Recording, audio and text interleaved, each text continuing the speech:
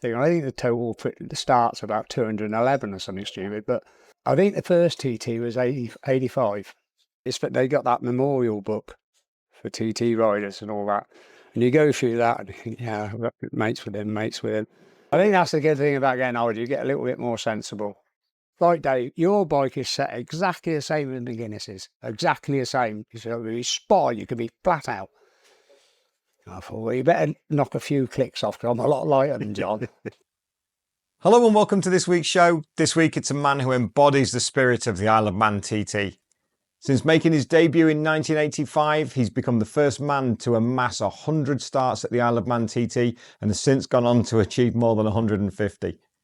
Despite immense personal tragedy, he continues to contest the Northwest 200 and the TT races. It's an incredible story of a great man. That's Dave MADSEN-MYGDAL. This is Off Track, the motorcycle racing podcast. Well, I'll tell you what, let's just roll straight into it. Dave MADSEN-MYGDAL, welcome to Off Track. Oh, thank you very much. Thank you for inviting us up to the awning. It's great to sit down with you. What an absolute thrill on a Thursday morning, practice week here at the TT. How's the week been for you so far? Well, so far hasn't gone as well as we expected. Thing is, we come back from the Northwest straight back to TT. You had work to do and work on the bikes and everything. And then, of course, we weren't allowed in the paddock till the Monday. But I got in on Sunday, got packed, we got everything all set up, back to work again. And then because of the weather, it was going to be bad on the Wednesday. So I thought I'll spend Tuesday, I'll put the awning up. Not a problem. So that was great. It's nice and dry. Didn't get the flooring down, but I'll get everything else up. Yeah. But of course, it was windy on Wednesday. And that just, mine wasn't too bad, I think, until 5 o'clock in the morning. And then mine must have been one big gust. And it just took this awning off the side. But there was other lads across that lost their awning. And another awning flew across, took their top of their awning off, smashed their windscreen on the van. And there was other awnings all, ditched down the bottom. There was a lot of damage, you know what I mean? And it was fairly windy. So, of course, we were a day behind fixing what you should have been behind. So we were a day behind. And I'm usually more than a day behind anyway. So it's just one of those fairly things. advanced for you, that being a day behind. Well, yeah, the bike took a bit. At least we came back. We went to the Northwest with one bike, which was ready to go. The other engine, I was still building at the time, so it was a new bike. So we built the engine at the Northwest, and that was it. It did the two races. It qualified. We qualified the other one, and then last session it went a little bit sick. But we qualified the bike anyway. It did two races and we were fairly happy with it. So we've come back out, used it as it is. I've just put a brand new engine in this morning and hopefully we get out tonight and hopefully it's going to be better. The engine I put in is going to be better than what I took out. But, you never know until you try and put it on a dyno. So What number year is this competing at the TT for you? I think it's like the finishers and stuff like that. I don't really count. And it's only like Fred Clark was in touch with us last week. Oh, not last week, last year. And he said it was 149 or something. And then Ian Huntley as well. He's like TT fan. Yeah. And he's both of them are statistics, you know what I mean? So they're the ones that have, I think the total starts about 211 or something stupid. But I think the first TT was 85. So we've done every TT since then, except for COVID and foot and mouth. Foot and mouth at 2000, wasn't it? Yeah. Or 2001. 2001, one of the two. Yeah. I'm not quite sure when it was, but... what an incredible career so far. And you're still going. What keeps driving you on? I don't know. Short circuit, I'm not really bothered. I'm not really interested. And of course, living over here, it's convenient because you're here. But there's just something about the TT and the Manx Grand Prix and the people that have been involved. And it's the whole thing. It's not just that, even if I stopped racing, I couldn't walk away from the sport. I'd have to be involved somewhere along the line. And it's something, and you always, doesn't matter what, I think most people, when you go around here and there's always something you can improve on. And you go, next time. And you never stop learning. So it's always something that wants to bring you back. And that's the magic of the place. Where did it all start? I never. I always had. My dad used to race back in the 50s. And he used to ride a Vincent. He led the TT. Should have won the club as in 53, but he dropped off. But he had a very good sponsor, John Vickers. Back in the day, he was a multi-millionaire, and he had Ray Petty looking after the bikes. We had a very good setup. And he packed up racing in 59, started his own business. But I had bikes from when I was 10, around the field and stuff like that, Greaves and the Bantam and Triumph and stuff like that. And I always wanted to race, but my old man said, no, you're not dedicated to it. And I was working in Holland at the time. And I went to the Grand Prix and I thought, right, that's it. I was living in Amsterdam. I think I was frying my brain a lot of that. But I went to the Grand Prix. I thought, that's it. I'm definitely going back racing. So that was on the Saturday, I think. And I was back in the UK by Wednesday. And 2 weeks after that, I had my first race. So I had a Suzuki 750 GT Suzuki road bike. So I raced that for the first year. Wow. Got my national licence in the first year, then got my first race bike, P&M 1000 Kawasaki. So it's gone on from there. So I'm 79. I think we came to the first Southern 100 in 1980, first Manx in 81. And that's it. And, it's funny because my life has changed. So we got rained out for the first Manx we came. Didn't even know which way we were going. Didn't know the circuit went left, right, or whatever. And it's 45 minutes it took me. And it was raining, it was wet. And just followed the signs, basically. You know what I mean? And we did the lap and we come back and we were staying we were roughly around where we camp now. Yeah. With a tent and everything was wet. And, we went, then it was fairly busy with guest houses and everything. So got rained out the tent. I said, I can't be doing this after the second day, first day, second day. So we went and got a guest house. And that's when I met my wife, because my wife came to the door. And she was at the young age, she was only like 16. And because she's 10 years younger than me. But anyway, that was the guest house's daughter. And after 5 years, I used to get free digs and everything and get looked after that. And then we got friendly. And so my life totally changed from 81. And we got married in 85. I think it was 85 or 86 we got married. I can't remember now. And so it's all combined from coming here racing. You know what I mean? My mum and dad, they came on their honeymoon in 53. So it's like living home, you know what I mean, here now. But it's like during the year, you're living for TT, Manx. That's it. And the year goes through so quick, you don't realise it. Doesn't stand still for anyone, does it? But when you're focused on 2 weeks in 2 weeks late as a May, TT, early June, yeah. 2 weeks, or was it 2 weeks? The Manx GP, or is it? No, Well, there's two. Well, no, it's you're still here for the 2 weeks. You're set up and take down, and every, so end of August for the middle to the end of August. So then you got to fit as well. New Year. You got to fit bonfire night, Eastery, and the Northwest. it goes really quick, but you think we've got next year, but that next year comes around pretty quick. I find that now doing this. You get through the winter time. You go bonfire night, you go Christmas, you go Easter, then all of a sudden it's BSB Northwest 200 TT. And you got to fit holiday in between as well. We just work holidays. This is what we do. We haven't got time for the holidays, not at the minute, not while we're building this channel. Reading into your background, and it's absolutely fascinating that the names that you've raced alongside, that you've contested races with the likes back in the early days of Reg and Roger Burnett, Foggy, Hislop. You've gone through so many eras of great racers. Joey, Robert. You've shared this place with them all. Yeah, well, I was at like short circuit. It was like, I remember Roger Burnett. He'd raced one year and he turned up at Cologne as an airfield circuit, and he was always very well dressed and well spoken, wasn't he, a salesman and all that. And he pulled up alongside, he got out of his Ford, like he said, he got a big bloody great kit bag, you know what I mean? He says, excuse me, where's the changing rooms? And it was an airfield meeting, you know what I mean? So yeah, things have changed, and yeah, and socially everything's changed, and everything's got bigger, more professional. There's they got that memorial book for TT riders and all that, and you go through that, and you think, yeah, I've got mates with him. And then when I was racing in Ireland a lot, all the lads I knew, which were good, most of them are gone. You know, I was racing with William and Michael when they first started, but I was racing with Joey and Robert before that.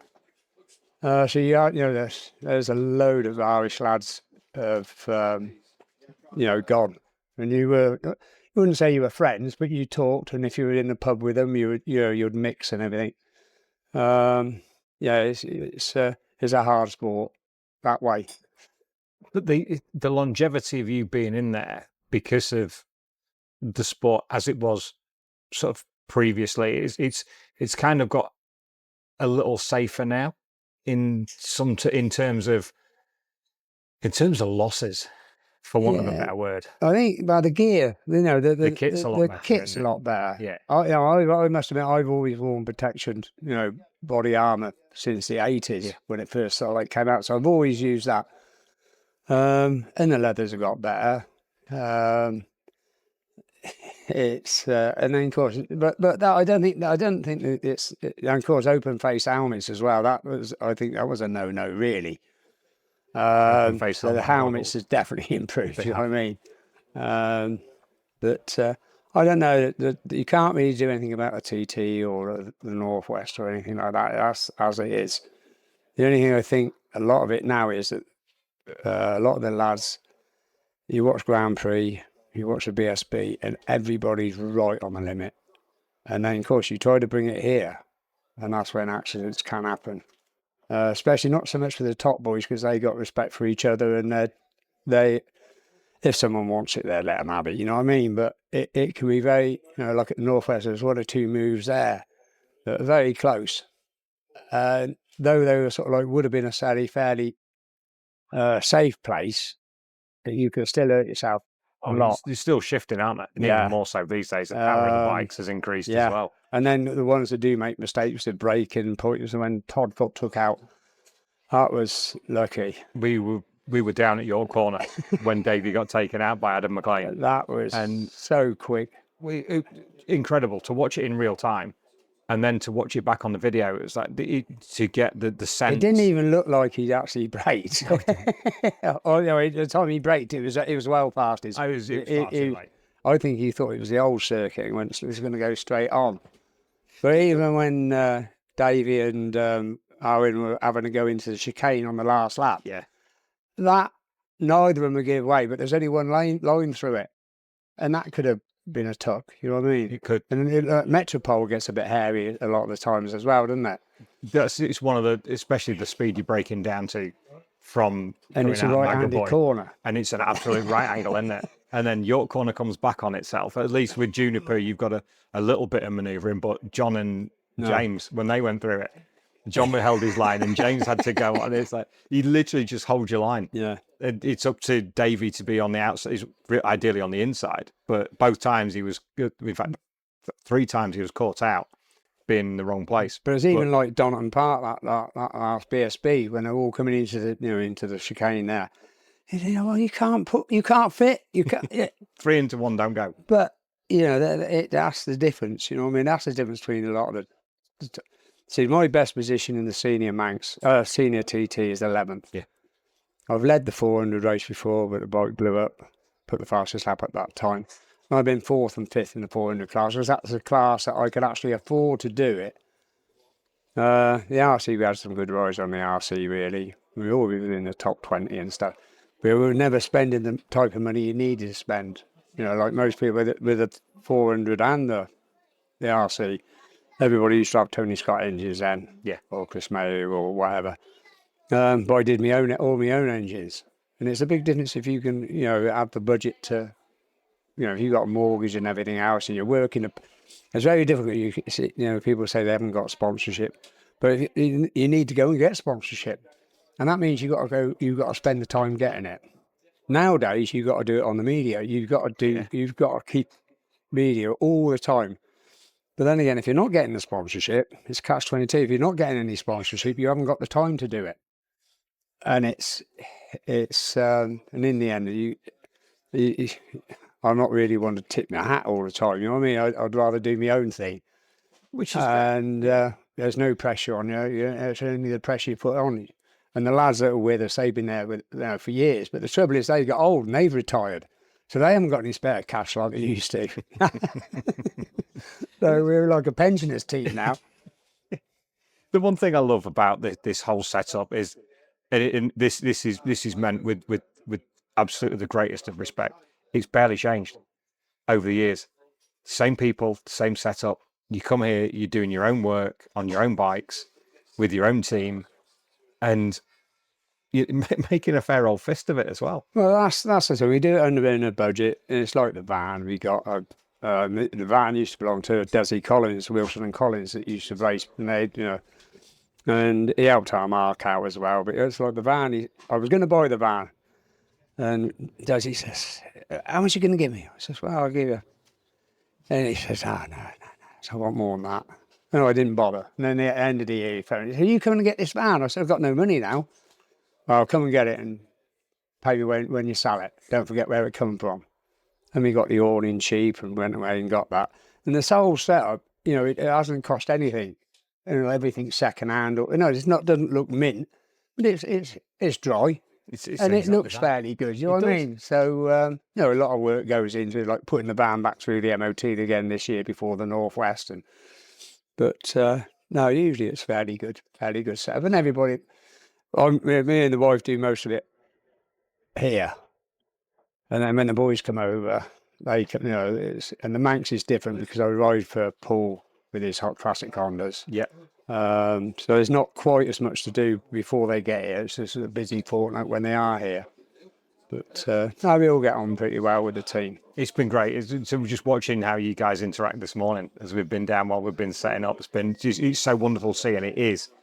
It's the essence of the TT. Well, that's it. It's friendly. Our team a little. You got to.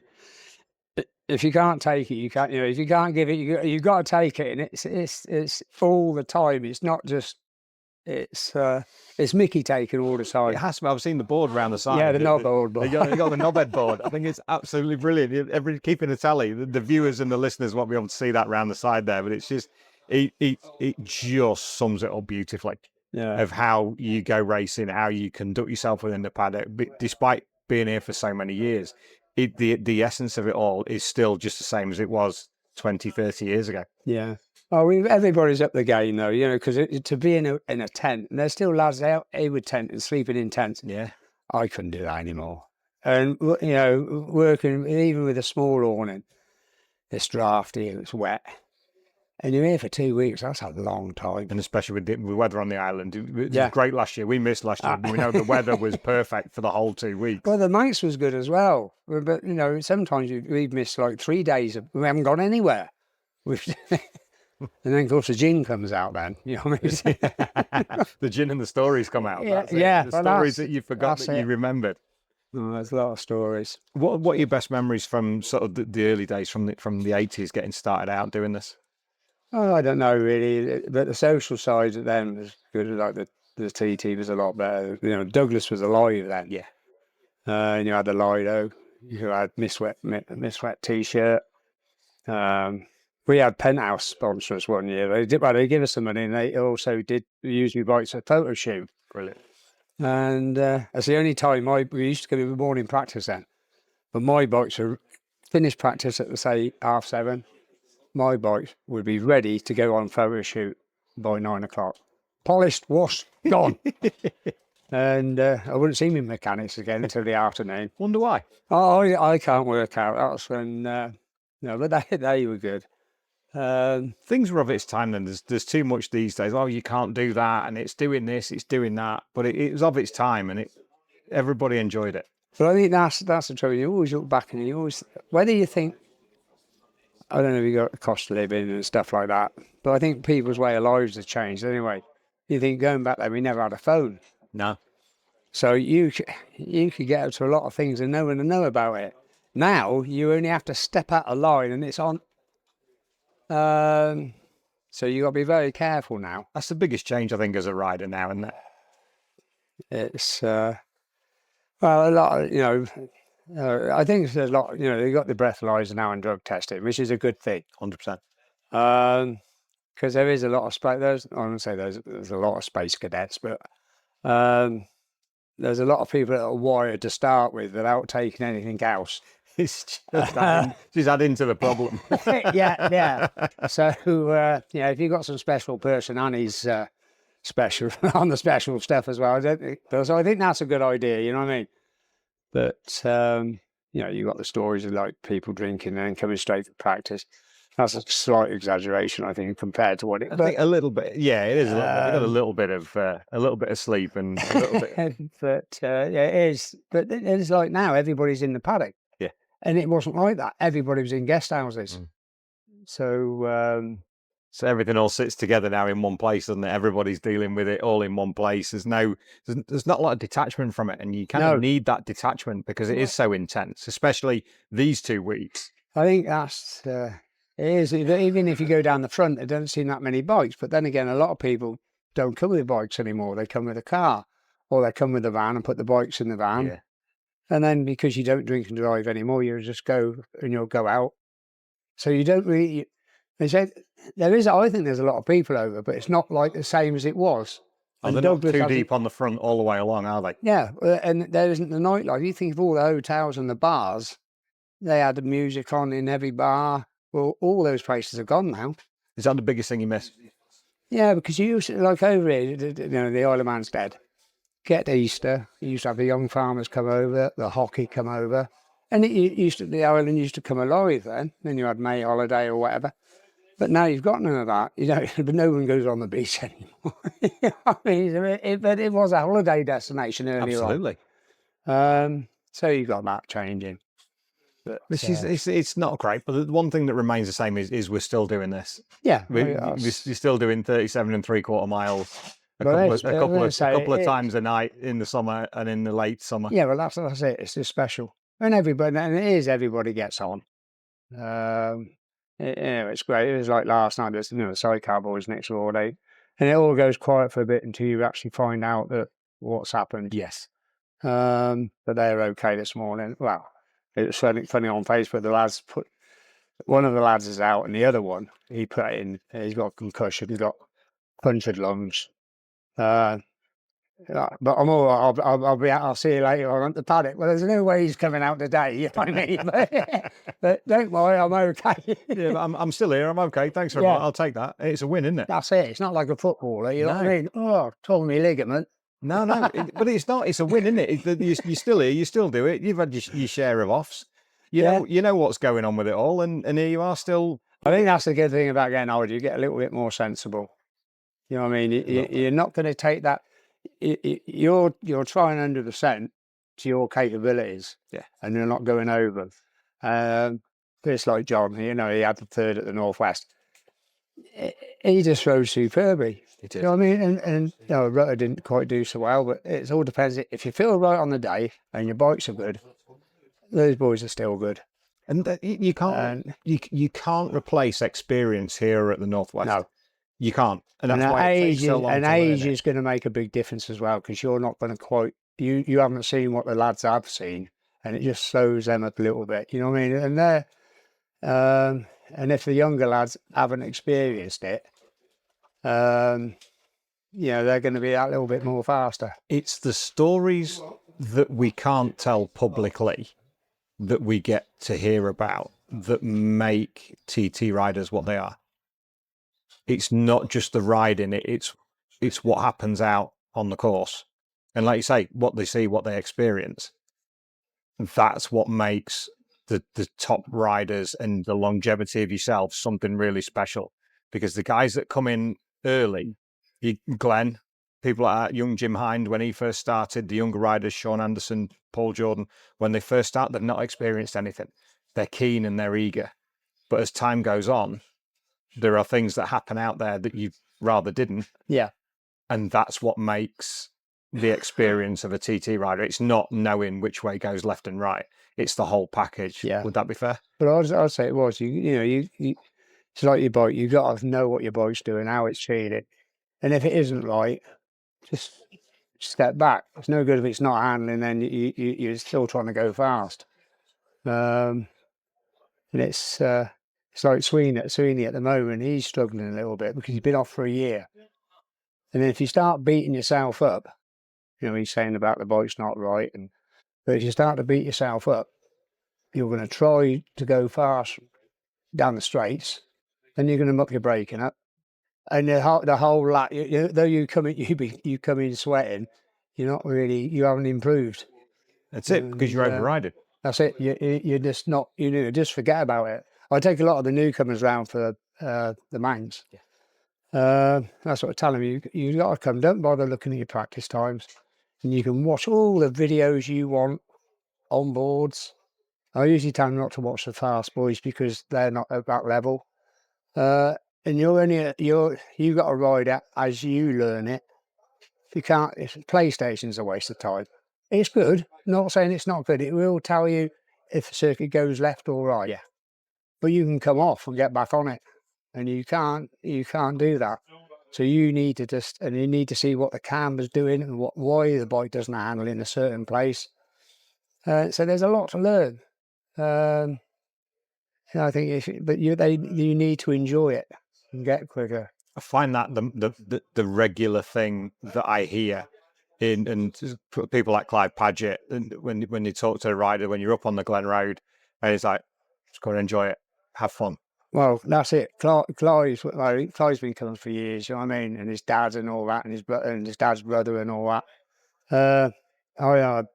I spent a fortune with Clive over the years, especially with the two strokes and running an RG500. Yeah, the RG500, you still got that, haven't you? Yeah. So over the years, but Clive, he's a wealth of knowledge, and he runs a very good team. And the lads that work with him, they've been with him years. Dave Castle, he used to race, and he's been with them for years. Yeah. Clive's he's like a walking computer. So Clive, you've got that's such and such part number. And how on earth? Well, that's it. And he's so knowledgeable. You know what I mean? It does make a big difference. And I bought a blade because my Yamaha was out of date and I had to get this. And it was like a week before the TT. I phoned Clive up. So Clive, you got a fairing brackets, exhaust, and all the bits to make it from. It was a smashed up bike. Well, it was a write off anyway. It wasn't a write off, but I needed the stuff to make it into a super stocker.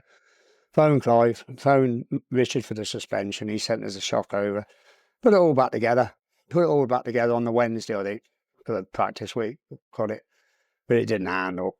And Richard's shock then wouldn't work, and he couldn't rebuild it over here properly. So he said, I can't do nothing with it. So I went to see Clive. Hey, Clive, I says, bike's not right. So I'll tell you what. He said, give me your front forks. I'll sort those for you, and you can buy a rear shock. And he lent us a rear shock, £2.5 worth of rear shock. He said, you can give me it back after a fortnight or buy it. So I gave it him back after a fortnight. But no, and he said, right, Dave, your bike is set exactly the same as McGuinness's. Exactly the same. He said, it'll be spot, you could be flat out. I thought, well, you better knock a few clicks off because I'm a lot lighter than John. But it was setting it. But I went off on it and it was spot on, absolutely spot on. But it took me the 6 laps to get over speed. Or the 5th lap, I went over the top brave lap. But it took me the 5 laps of the race. I went out just as slow, if not slower, on the first lap because I wasn't sure. That's pretty good. And it was like in the race, I was practicing. You know what I mean? And then it was the last lap. I think we got 119 or something in. You know what I mean? Still not shabby. That was at 119. Well, my fastest, if you look in the records, I haven't bothered updating it. But I've done 120 from the standing start in practice because that's unofficial, but 120. And the fastest I've done is 122. So I put in for a big bike this year, but I didn't get it. So I still think I'm quite capable of doing. I reckon I can do 125 without trying. But saying that, I am getting older.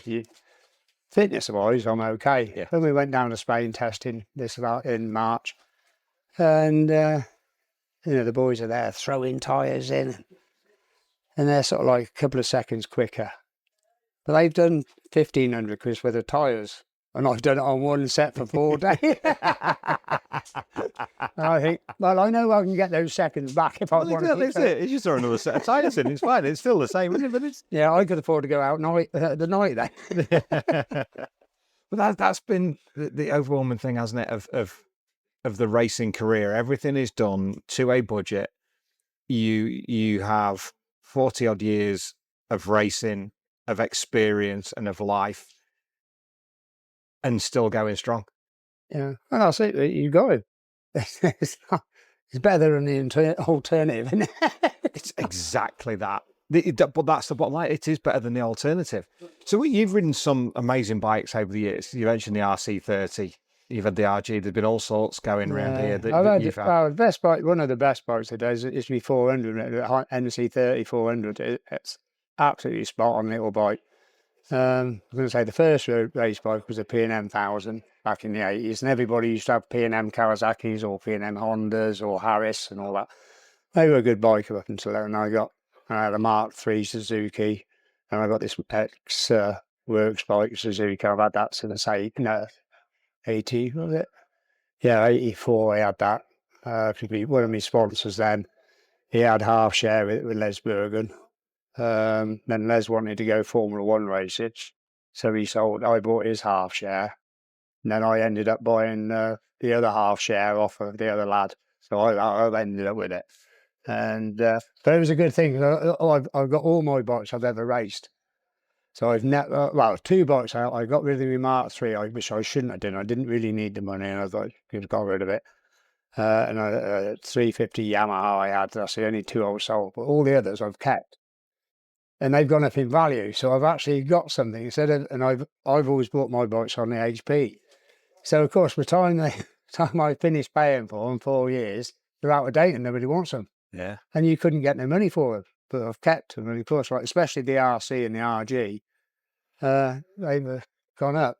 Can't imagine what the RC30 is worth now. Well, And the RG, that's the pension fund, isn't it? Well, I've got a new engine at home, which I've collected over the years. With new pistons, new conrods, new crankcases, heads, everything. And that was put aside as a pension. So I've got the 2 RC. Of course, I blew one up the other year, and it's still sat there blowing up. And unfortunately, I'm going to have to use all my pension to rebuild it. But the price of the stuff is unreal. Can't believe what the stuff's going for. They're not making them anymore, are they? So it's well, that's it. Value. That's the thing. You've held on to it long enough now for it to work for you. Perhaps it's a good thing to get rid of them now. So everything's got an age thing to it, isn't it? Yeah, it's got an age, and everything's got a price as well, hasn't it? It's like even when I went to Stafford at the beginning of the year, you have a look at the prices of the G50s, and the older bikes, especially with really big money, that sort of dropped because the people that used to have them can't start them. Okay. Need a bigger picture for it, don't you? Well, yeah. Even the Vincents have dropped in price slightly. You know what I mean? Yeah. And Bruffs a little bit, not a lot, but they're dropping. Anyway. So those riding the RC30 and the RG and everything, what are your best memories around here of those bikes? I'm going to say that the 400 was one of the best on the 400 because I was late. It was, well, the whole week that year, I was riding a Triumph Triple for a lad from Liverpool, Pete Tyre. And we were down doing the classic race. And there was Swallow, there was Pither. All the lads are out on the Ace of Moise and all that. They're all out on the Triple, and I was quickest in practice. I thought, oh, well, got this. And it used to be good money, you know what I mean? So anyway, the sponsor took the bike away, and he brought the bike back the next day for the race. He said, I've done everything, Dad. I've gone through it. I've cleaned all the clutch and everything, mate. I just went off the line and the bloody clutch is slipping. No. And so I went round, come back, went off slowly, but no, the clutch had gone. Oh, bloody hell, I was pissed off on that. Like 800 quid. I was definitely on for like a couple of, that would have paid, for everything out. Then we get round to the race on the 400. And I said to my manager, I said, listen, when we come in for that pit, I'm going to put my leg forward and you put oil in that bike. Yeah. Anyway, we're leading. We got a 6-second lead, like, come into the pit.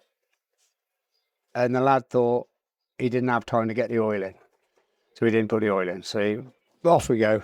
And then cut Solby. I see a sign going over Crosby Jump, saying 6 seconds in front. I thought, I've got this. I can pay me tyres. 2,500 quid prize, man. I can pay this, pay that. And I've spent the money before I got to Ballycrane, you know what I mean?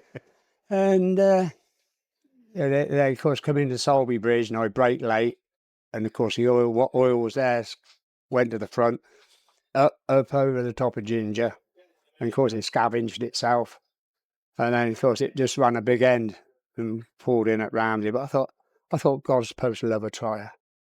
And the thing was, the lad who won it, Jeff McMullen, Irish lad, it was a 600, and I actually helped him put the engine and do his gear link. He had the garage next to me, and I didn't know it's just an engine, you know what I mean? But it was a 600, and I felt sorry for the New Zealand lad that did win it, because they were all four on the rostrum.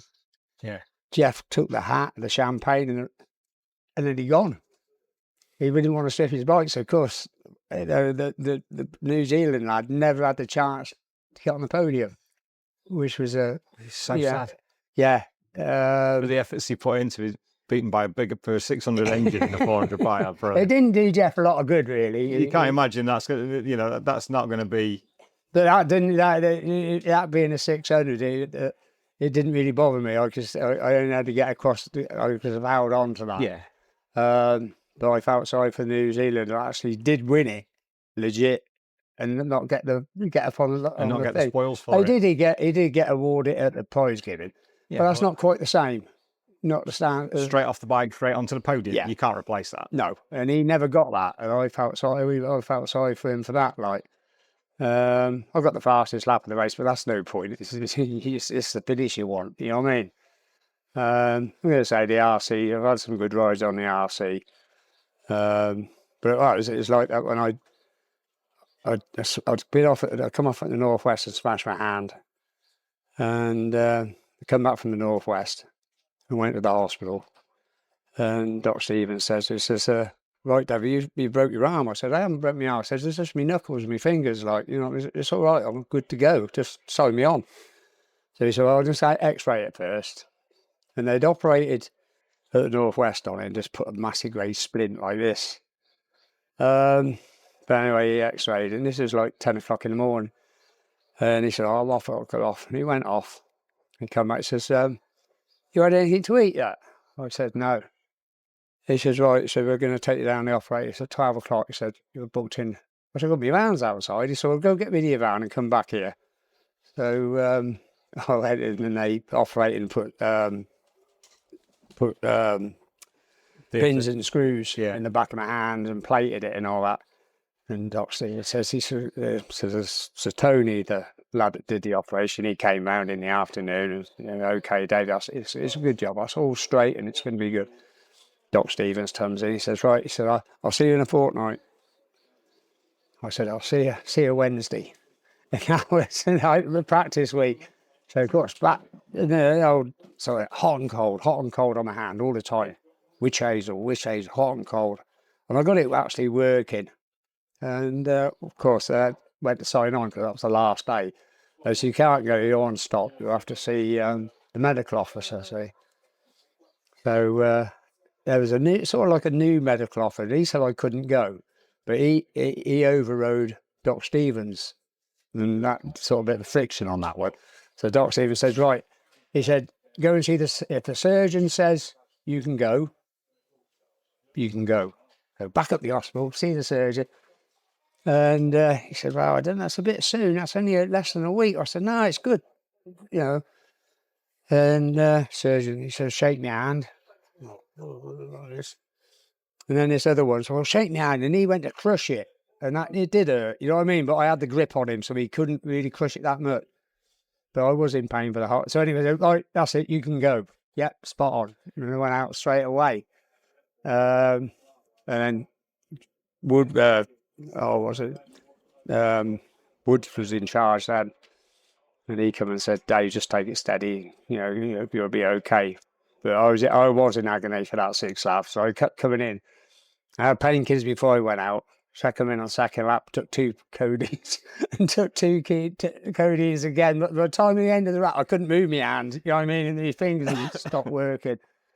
But there's a lot of little, a lot of things like that. You know what I mean? But for me, they're the stories of what makes the TT. You know which way the track goes, which way they call it a track. Kick me for that. The course. I said we had this conversation last night with Jennifer. Because I spend a lot of time at short circuits, I have to kick myself and catch myself calling it a track, because it's not, it's the course. And it's important because it's the mountain course. Well, the thing is, it's just it's like, we went out the first night. We haven't put any blame on any, but there was a wire wrong on the battery, so that's why it went flat and we went out.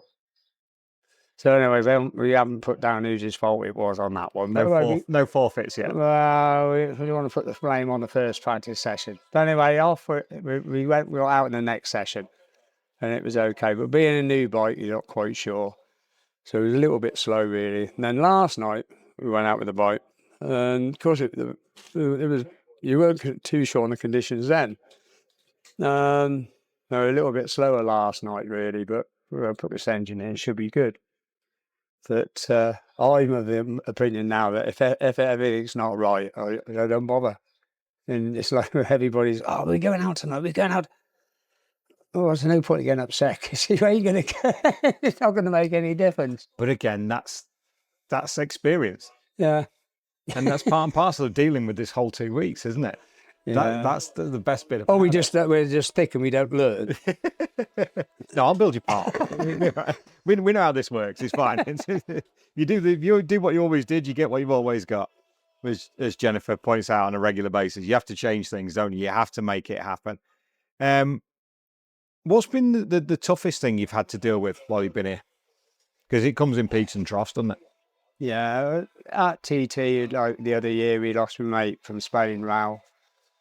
And Davey Morgan, and Carl Harris as well.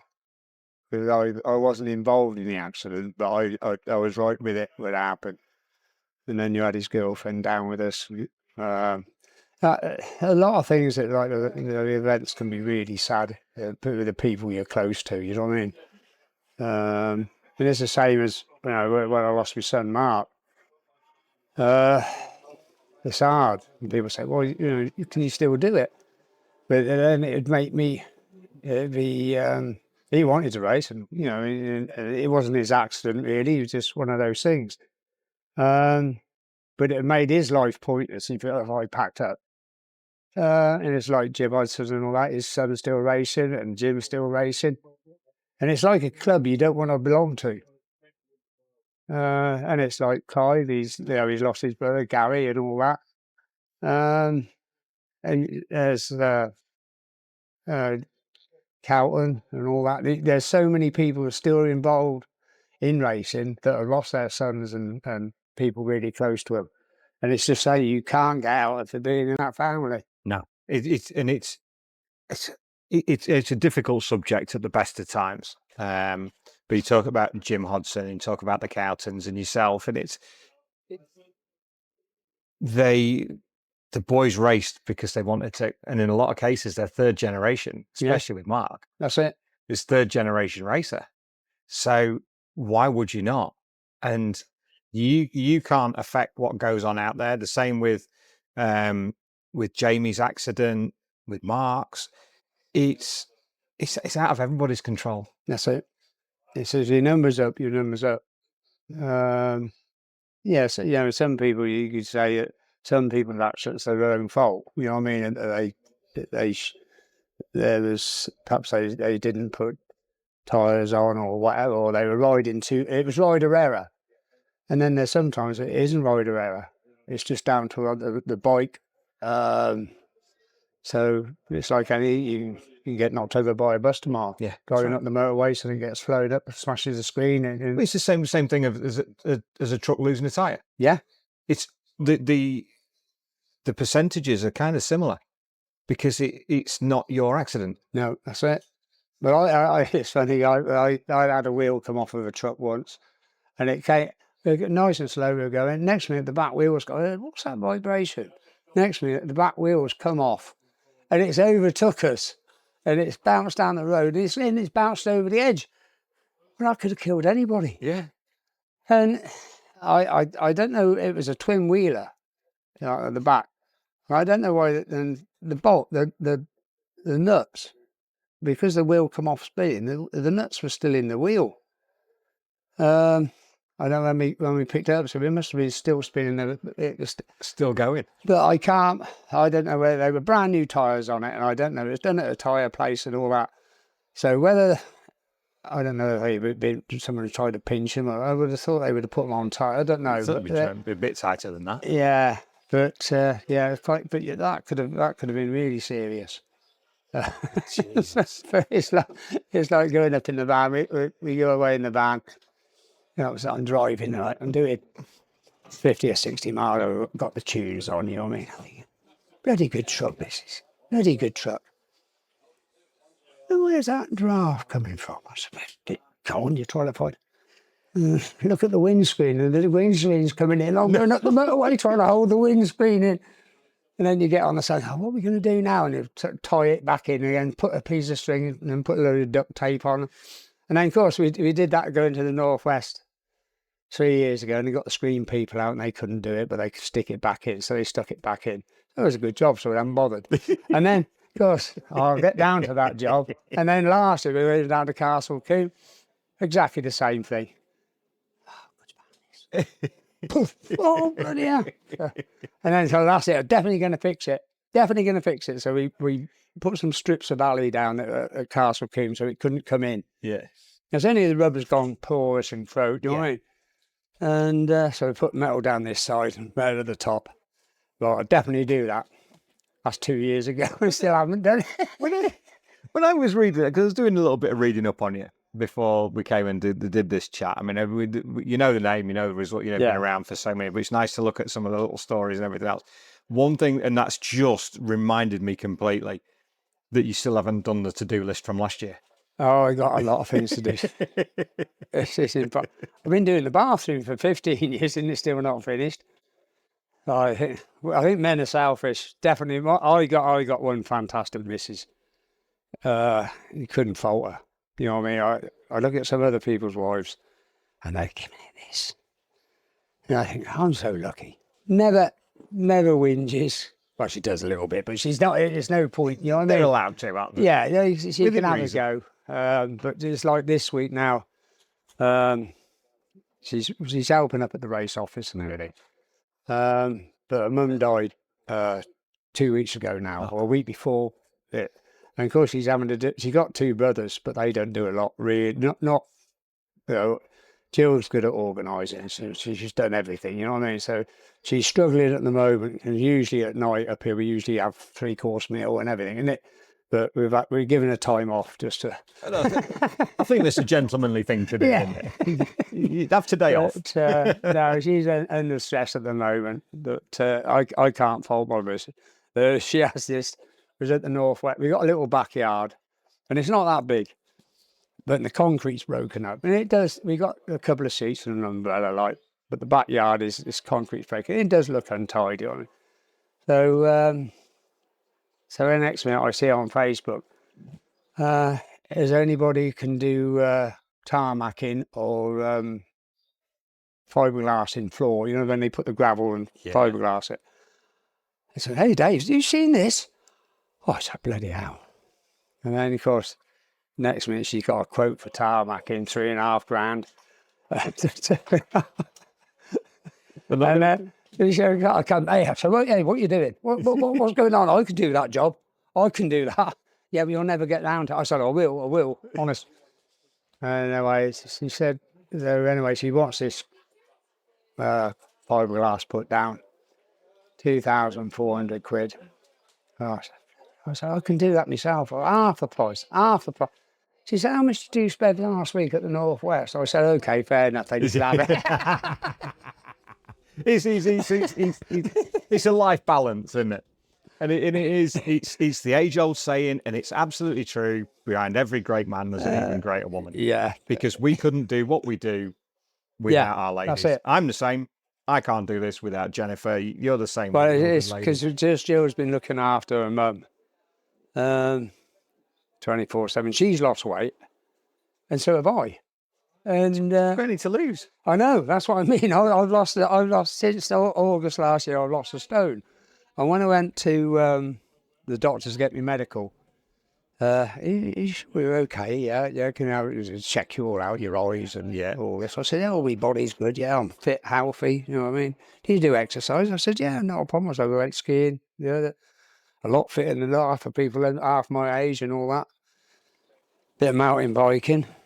Oh yeah. Oh, weight, yeah.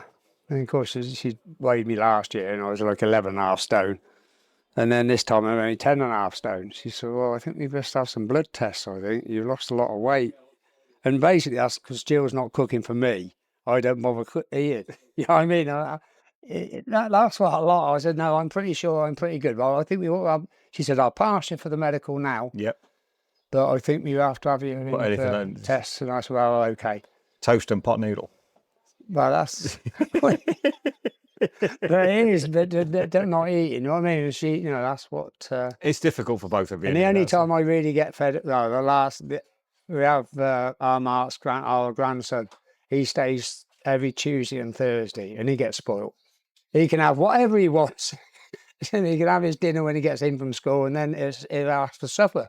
And Jill will get up and cook the supper. Me is, you better help yourself. But great that still continues as well, and you got that continuity to keep you young. Well, we got and to keep you smiling. Oh, we have got a good family life as well. You know what I mean? Yeah. So, it's like our Connor. He's our Mark's son, like. Yeah. And I've never, because his mother's not really in the biking family. I've never pushed him, or we've never. You know, if he's wanted something, or he's good. He goes mountain biking and stuff like that, and he gets a bit hairy on that. Yeah. And he rides the Surons and all that. But I've never said, let's take him motocrossing or and I've stepped back from that. You know what I mean? Because he's our grandson, but you don't want to get involved with his mum as such. You know, you don't want to cause friction. But here, most probably, if you see him around the park on that Suron, he's jumping like 4 jumps in one go, and you think, it's not safe. He ought to really be strapped up and, you know. Here we go. Yeah, and you don't know what. We don't really get, you know, we took him skiing at the beginning of the year. Me and my other son, Paul, we were talking, we ought to go skiing. Yeah, and it was just lads talking, you know, when you're in a pub, we ought to go skiing. And, of course, we wouldn't have done anything about it. That was just talk, we ought to go. And then, of course, Connor's over here in it, and he says to his nana, I can ski. He said, oh, I can snowboard, and Uncle Paul and Granddad are going skiing. And Jill said, I ain't going skiing. Well, I can ski. I can go with them. So the next minute, Jill's gone down the shop, booked the ski trip, and Jill phoned her and said, you're going skiing next week with Connor. So the 3 of us went skiing, you know what I mean? But, yeah, so, you know, there's... Yeah, where are we flying to? Oh, Bulgaria. Oh, all right. I said, how are we getting? Where are we flying to? Heathrow. I said, oh, great, fantastic. I said, how are we getting there? Well, we can fly.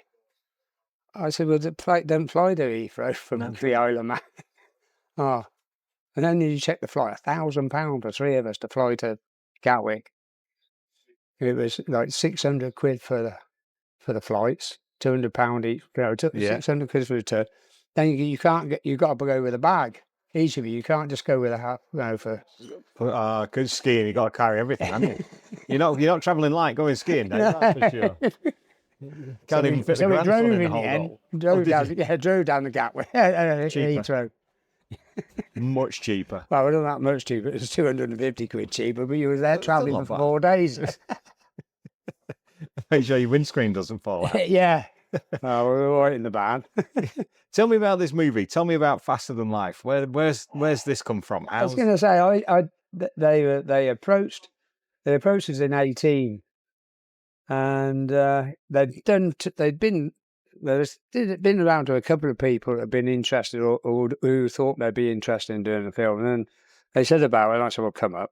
And they said, we'd let you know. And then they come back and said, yeah, we'd like to do it. And it's just two lads who are interested in filming and making the film and different things. So that's when it started. But unfortunately, COVID came, and those 2 years took a lot of time out of everybody's life, didn't they? And it changed. So the film shows that bit. And then it's very different.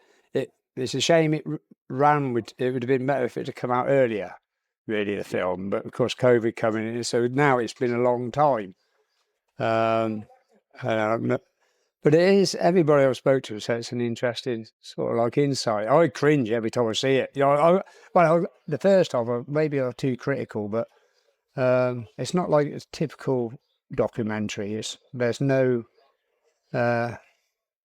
You got the intro sort of. There's not a narrator. No voiceover, nothing like that. No. I think maybe missing a play. I think it might be better to have something in places, but not. Yes, just for context. Yeah. That's one of the things, and that's what they want to do. They just want to clean it up and everything. But everybody I've seen and who's spoken to them, the reviews that people have put back on the post, it's good.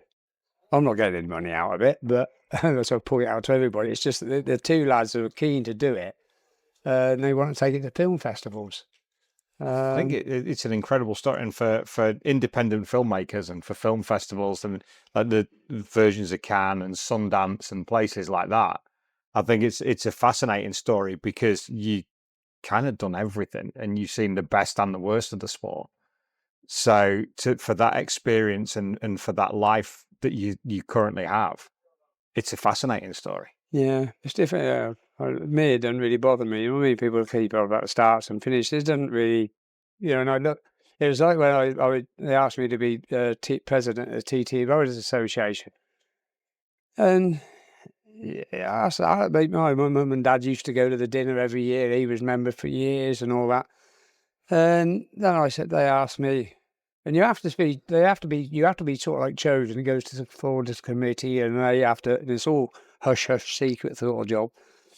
And then when you look at the chain, when you get it, all the names up on it, you think, well, how come I'm on here? Wow. Yeah, well, why? Yeah, why? So I'm not. I've got them on a pedestal, all the ones that Howard and all that lot. And you think, hey, how did I get into this job? You know what I mean? And then there's Steve Pater's president this last year. Yeah. And no, but as for the charity, you see the TTRA, but it does help a lot of people out.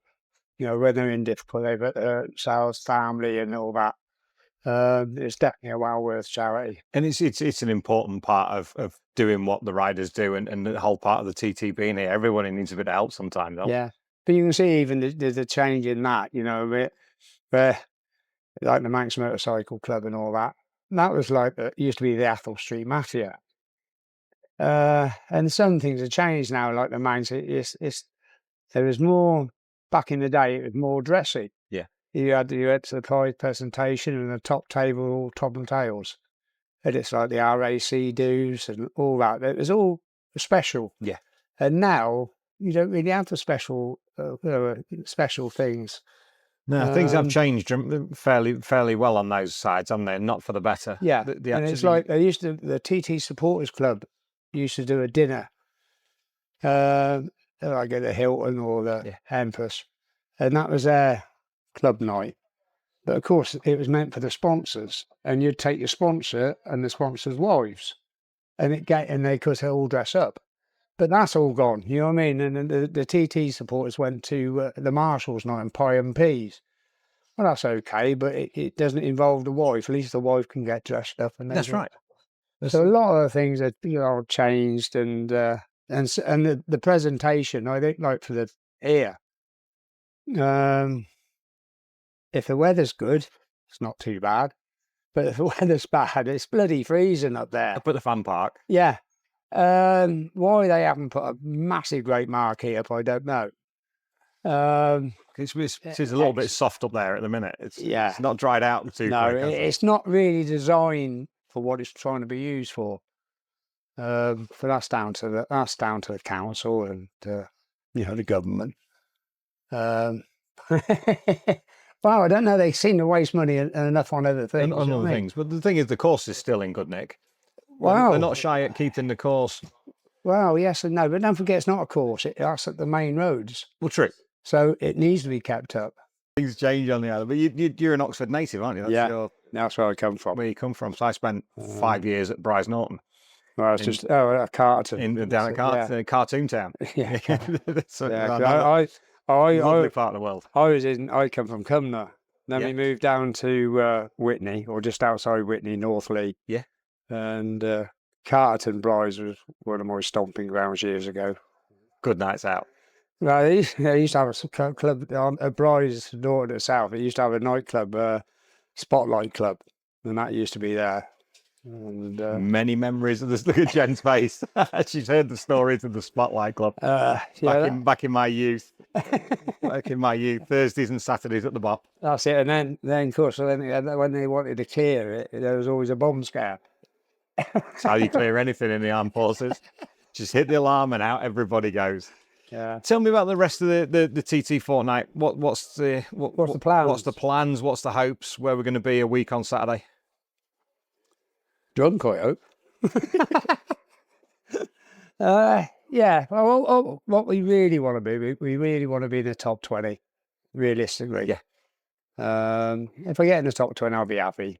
The Super Twin. Yeah, on a Super Twin. So as I say, we just got to put that new engine in, and hopefully it's going to be quicker than what we got. Yeah, but that's what the top 20 will do. Get this meeting over with, and then we shall start preparation for the Manx. So we got 4 rides at the Manx. Got the 350, 500 on us. The RC30 maybe, or if not, a 750 Kawasaki, and the 400's out as well, which is what I'm looking forward to. Blimey. So Get that 400, but the NC. Yeah, the NC. Oh, brilliant. But the RC, well, I've got 2 RC30s, but one's in bits at the moment. The other one's there. I've got the chance of another one, but it means I've got to build the engine first. So there's time and. But no, there's time taken away from other things. Well, that's the trouble. I got a lot of, and I got that backyard to sort out or pay for anyway, and a load of painting to do and everything. But I was going to say, yeah, just get to the end of it and enjoy it. You know what I mean? Yeah. But I couldn't do it without everybody's help. You know what I mean? There's a lot of people. We got Steve Caffin and his wife. They help out. They sponsor Hydia for the classics and stuff like that. You got Rick, Paul, Andy. But you can say it's not. It is everybody. You can't. One man can't do it all. It is a team effort. No matter how small a team it is, you can't do everything. You can try to, but you just can't. Even if it's just someone that makes the tea. You need someone who makes tea. That's what keeps the world going round. This has been absolutely fascinating, Dave. I know you're an incredibly busy man, and I really appreciate your time. It's been brilliant. Best of luck with the film. Well, thanks very much for coming round. Anyway. Continued feedback on that. Enjoy the rest of the week. It's been a pleasure. Ladies and gentlemen, Dave MADSEN-MYGDAL. Thanks a lot. Cheers. Bye.